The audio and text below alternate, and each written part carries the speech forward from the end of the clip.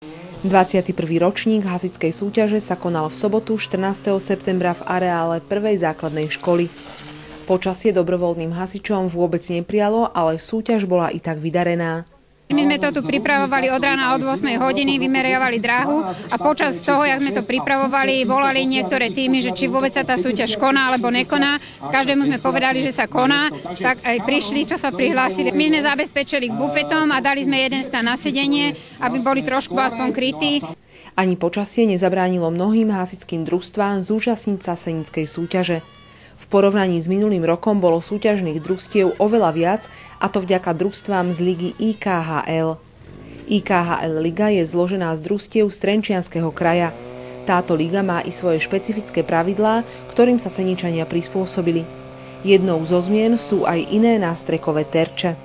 My v Senickom okrese používame nástrekové terče s minimálnym obsahom 5 až 10 litrov a oni používajú tzv. Dotykové terče. To znamená, že pri dotyku s vodou sa útok v podstate ukončí a čas sa zastaví. Vyhovujú skôr asi 5 litrové, lebo toto nastriká skoro každý. A 5 litrové musia vedieť nastrikať ľudia.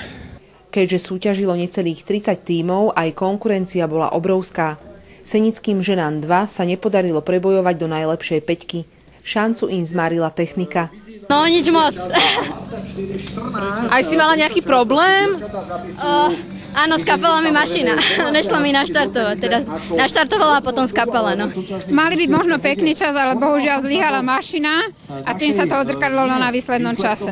Ináč verím tomu, že by spravili útok s časom po 20. Senickí muži skončili na 4. mieste, ale čest v Senici zachránili ženy 1, ktoré získali 1. miesto.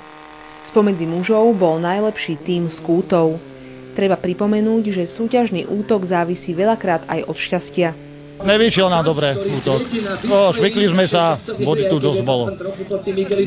Škoda, nevíde, na budúce vyjde nás. Býva to aj lepšie, môže byť. Nevraj vzadu pokazil zapojiť hadicu.